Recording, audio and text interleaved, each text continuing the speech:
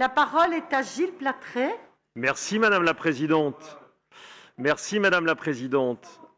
Je prends la parole au nom de François Sauvadet et vous me permettrez, puisque nous pensons tous effectivement que nous sommes sans doute à la dernière session plénière de ce mandat, de saluer le travail qu'il a effectué comme animateur de notre groupe dans le respect des opinions des uns et des autres. Il n'est pas là pour les raisons que vous connaissez. Il s'est opposé de longue date sur ces sessions mi-figue, mi-raisin, où en réalité nous ne sommes pas tous en présentiel et où donc une partie de nos débats forcément se passera d'une manière très différente et qui n'est pas la plus propre à faire vivre la démocratie. Faire vivre la démocratie, Madame la Présidente, c'est d'abord savoir si nous vivons dans la même région. Et à vous écouter, dans le satisfecit que vous venez de vous adresser, je me pose sincèrement la question. Tout va bien dans le meilleur des mondes, en Bourgogne et Franche-Comté, lorsqu'on vous entend. Tout va bien, vous avez redressé les situations les plus ardues, la région est devenue une des plus attractives de France, l'argent coule à gros goulot, comme dirait un de vos vice-présidents, ce pognon de dingue qu'on nous avait annoncé, bref, tout se passe du mieux possible. Eh bien pourtant, notre bilan n'est absolument pas celui que vous avez développé aujourd'hui, et nous ne pouvons pas nous satisfaire de la situation qu'après 5 années de gestion, alors même que vous aviez, je le rappelle, été une des premières, avec François Patriat, à vous précipiter dans le bureau de M. Hollande pour réclamer cette fusion, nous ne pouvons pas nous contenter du bilan que vous en laissez. Nous ne pouvons pas nous contenter de l'état de la région tel que nous la trouvons après 5 années de politique que vous avez conduite avec votre majorité. Nous ne pouvons pas nous contenter du déclassement que nous voyons poindre dans un grand nombre de domaines et que nos concitoyens, loin de l'autosatisfaction que vous venez de développer, vivent dans leur chair, dans leur emploi, dans leur activité professionnelle, dans leur choix d'orientation. Nous ne pouvons pas nous en contenter. Et c'est ce contrepoint qu'il est absolument nécessaire à la démocratie de dire aujourd'hui, à l'occasion de ce propos liminaire, comme nous aurons avec mes collègues du groupe l'occasion de le dire lorsque nous interviendrons sur tel ou tel sujet. Un mot, si vous voulez, pour commencer, sur les décisions budgétaires que vous nous soumettez. À vous écouter, tout va bien. Vous abondez là où c'est nécessaire. Pourtant, notre lecture est différente. Et nous aurons, avec Alain Joyandet, avec Pascal Grappin, l'occasion de revenir sur ces questions tout à l'heure. Vous supprimez des crédits.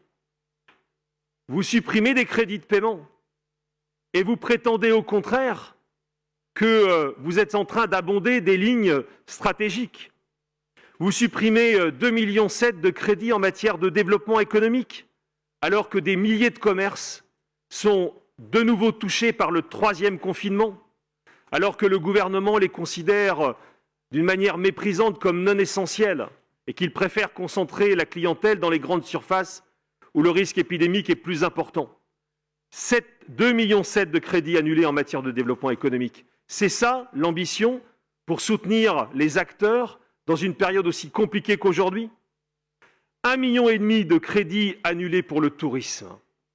1,5 million de crédits annulés pour le tourisme alors que les hôtels sont vides ou du moins ne peuvent vivre que sur le tourisme d'affaires qui forcément ne comble pas les manques de l'activité touristique régulière, surtout à un moment où les réservations ont été annulées pour le week-end de Pâques, qui aurait pu apporter un surcroît d'air à ce métier qui est en souffrance.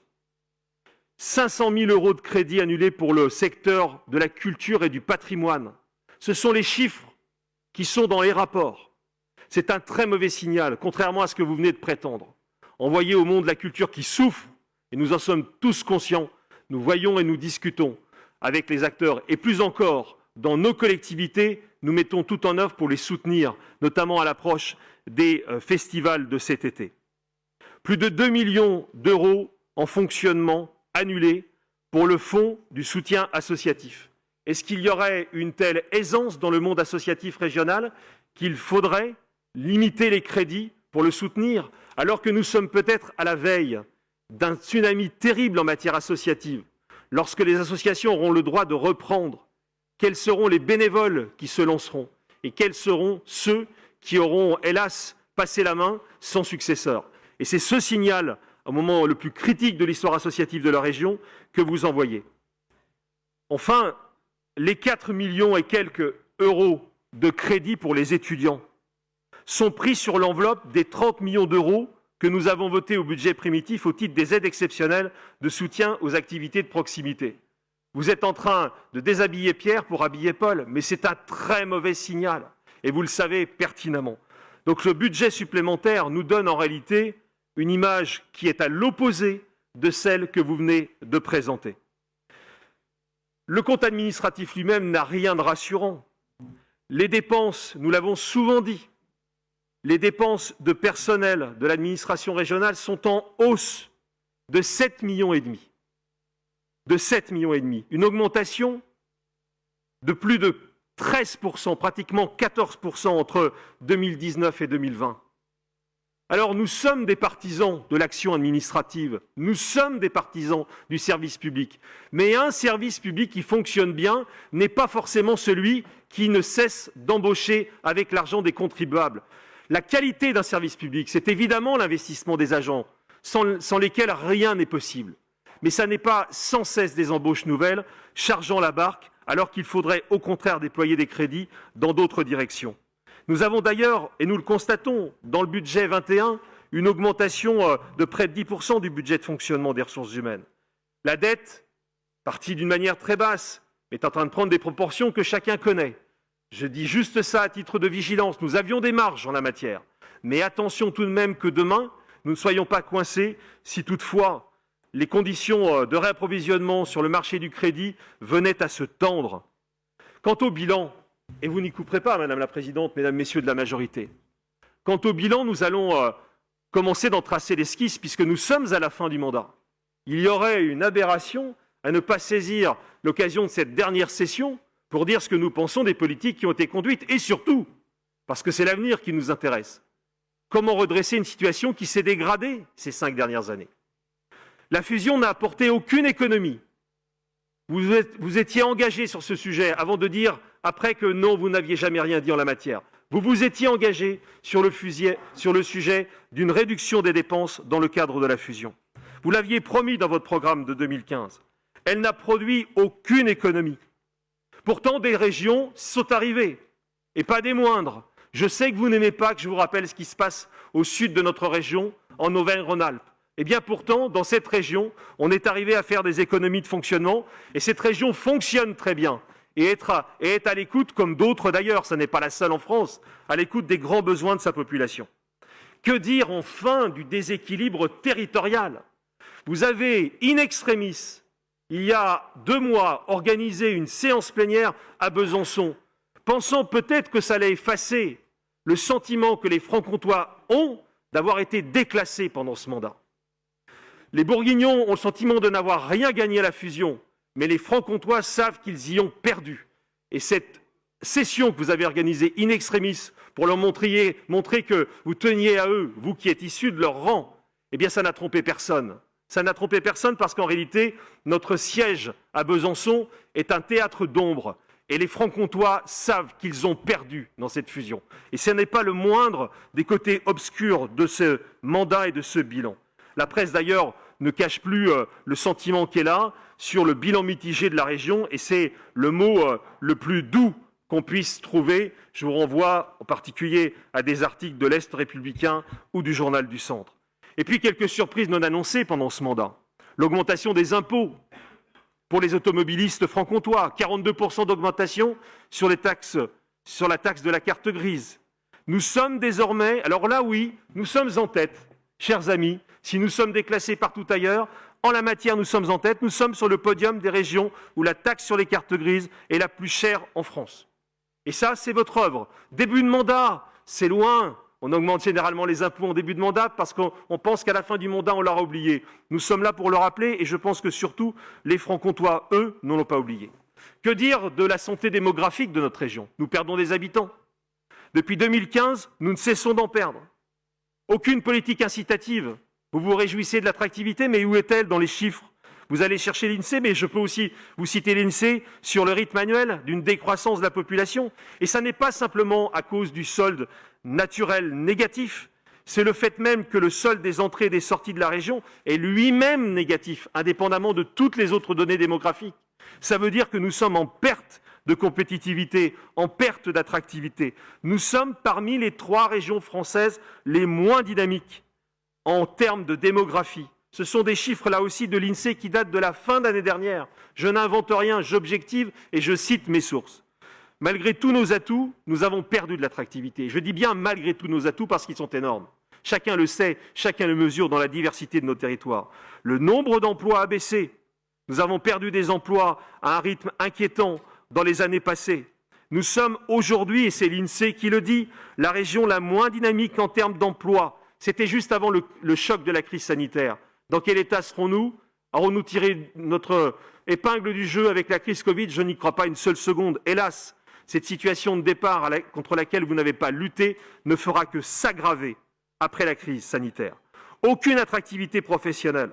Nous sommes la dernière région de France pour attirer des candidats à la mobilité professionnelle.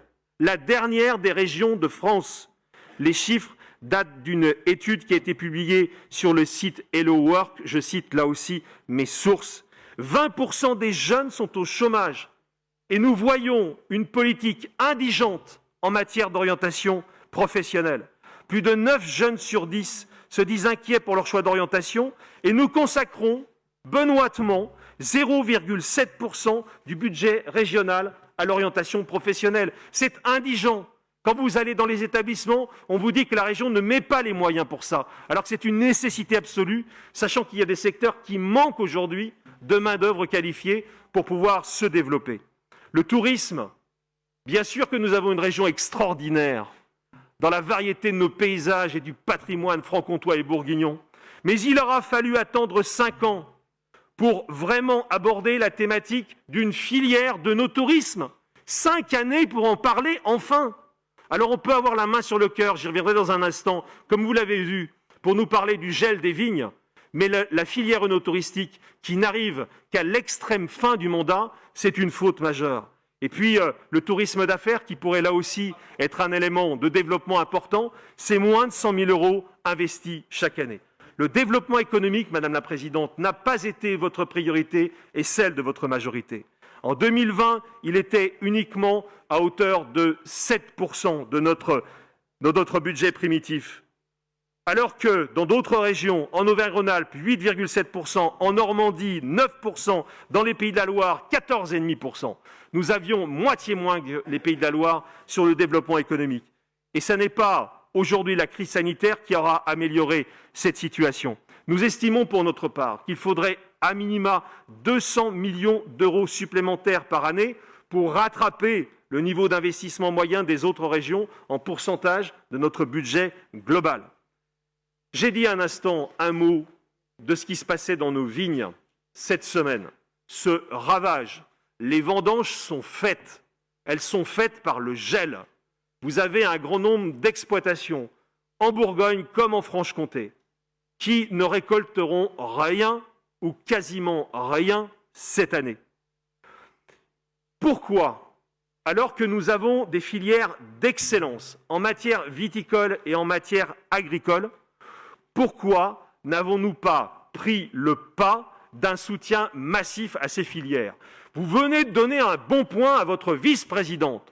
Quand nous allons dans les régions frontalières, que nous rencontrons les vice-présidents à l'agriculture, ils nous disent qu'ils ne la connaissent pas, qu'elle ne vient pas aux réunions. Et vous osez aujourd'hui vanter ses mérites. Mais l'agriculture a été abandonnée. L'agriculture a été abandonnée.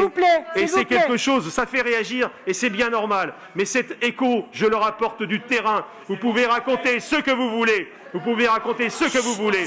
Vous avez abandonné l'agriculture. Vous l'avez abandonnée. Vous n'avez pas mis les moyens qui auraient été nécessaires pour la développer. Et c'est vrai aussi pour le secteur forestier. Monsieur le vice-président, il n'y a aucune raison que vous soyez excepté de ce triste bilan de la majorité.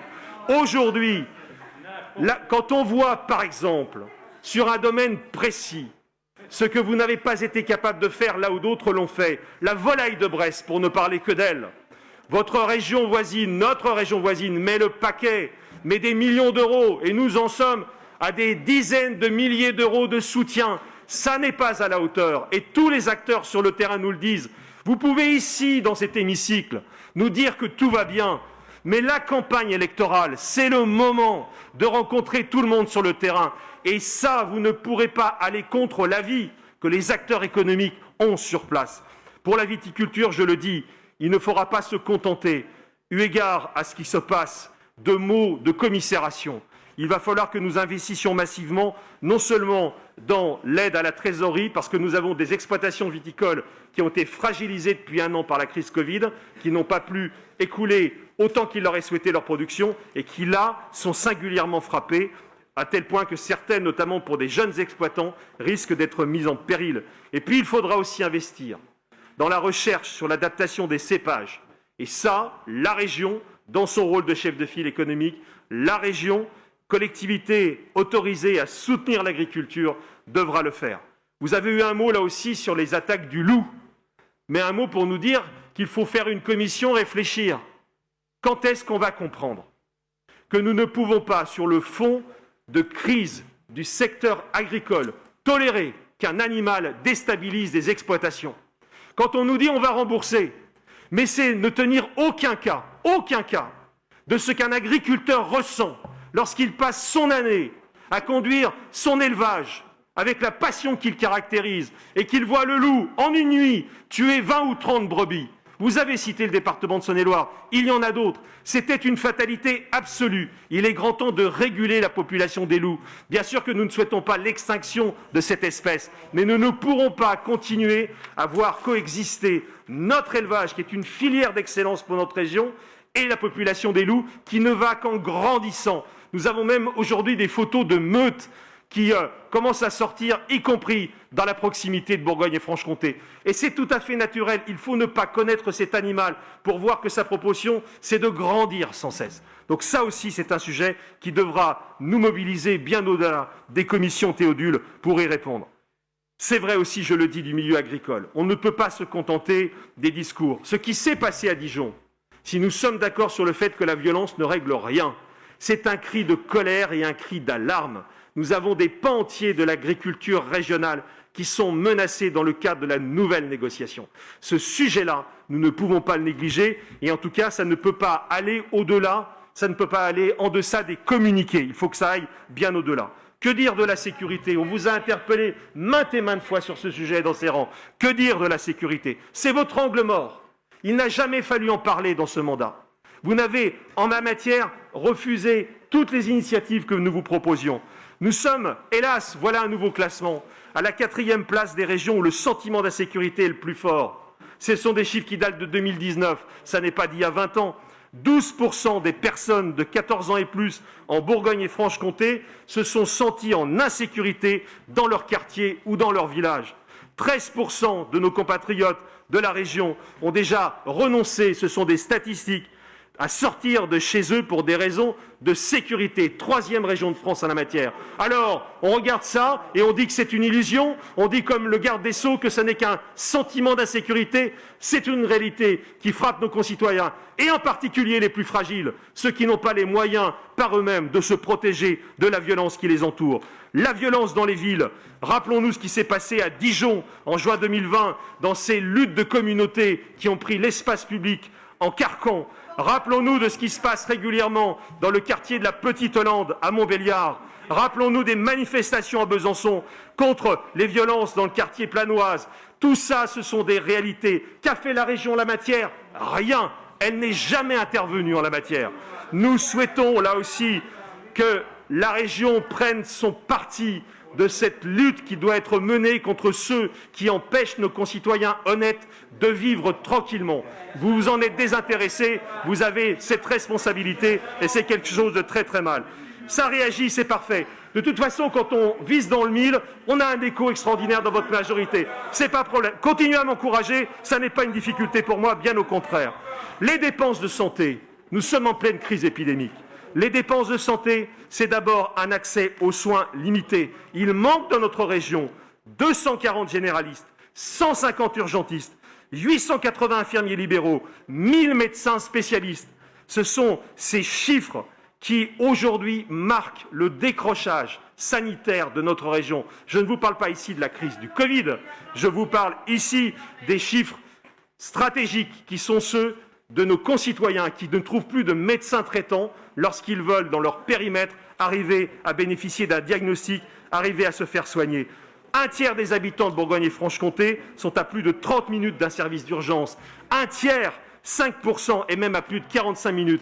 45 minutes d'un service d'urgence, c'est des pertes de chance et donc des morts en plus. Vous le savez très bien. Qu'est-ce qu'on a fait pour régler ces problèmes-là? Rien.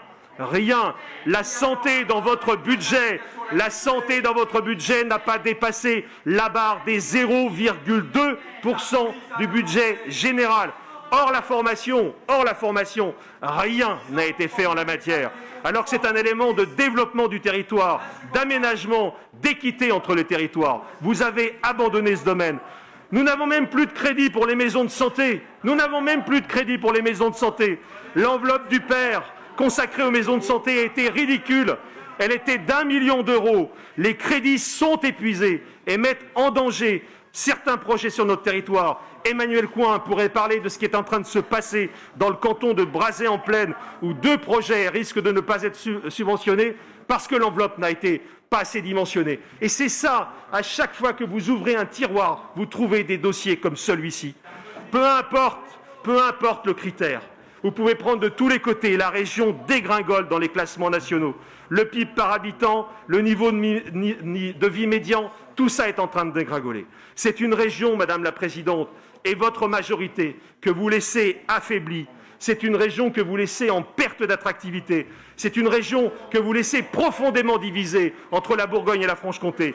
Ça n'est pas un bilan, Madame, c'est un passif. C'est surtout la marque d'un manque de volonté et un manque de courage. Il appartiendra, dans le cadre de la campagne électorale, de proposer aux Bourguignons et aux Franc-Comtois un projet radicalement différent. Je vous remercie.